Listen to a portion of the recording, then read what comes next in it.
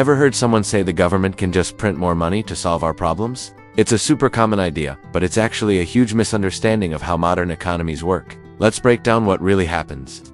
First off, elected governments don't control money creation. That power is given to independent central banks. Why? To keep politics out of it. If politicians could print money whenever they wanted, they might do it to win elections, which could seriously mess up the economy. Now, the term printing money is a bit misleading because it mixes up two totally different things: printing physical cash and expanding the digital money supply. And believe it or not, most money today is digital. Let's start with physical cash, the bills in your wallet. When a central bank orders new banknotes, it's usually not trying to make more money. It's just replacing old worn-out bills. Think about it. Commercial banks are constantly sending cash back to the central bank.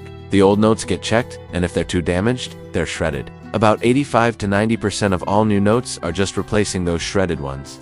The rest is printed to meet public demand, which changes with the seasons or how we use different denominations. It's more of a logistics puzzle than an economic power move. So where does new money actually come from?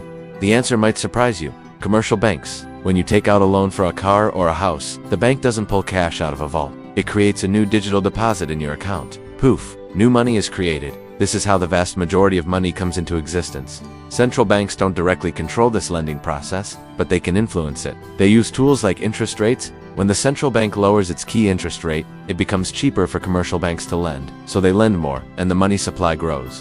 When they raise rates, lending slows down. This is the real money printing everyone talks about. It's an electronic expansion of credit, not a printing press going burr. But central banks can't just do whatever they want. They have strict rules. Their main job is to keep prices stable, meaning they have to control inflation. They also support employment and make sure the financial system is safe. If inflation is too low and the economy is sluggish, they'll ease up and encourage lending. If inflation gets too high, they'll tighten the screws, even if it's an unpopular decision. This separation of power is crucial. History is filled with examples of what happens when governments print money to pay their bills. It leads to runaway inflation, where your money becomes less and less valuable. Think of it this way: if you have more money chasing the same amount of stuff, the price of that stuff just goes up. Ultimately, money works because we trust it will hold its value over time. Central banks aren't trying to create a boom overnight. Their goal is to maintain that trust for decades to come.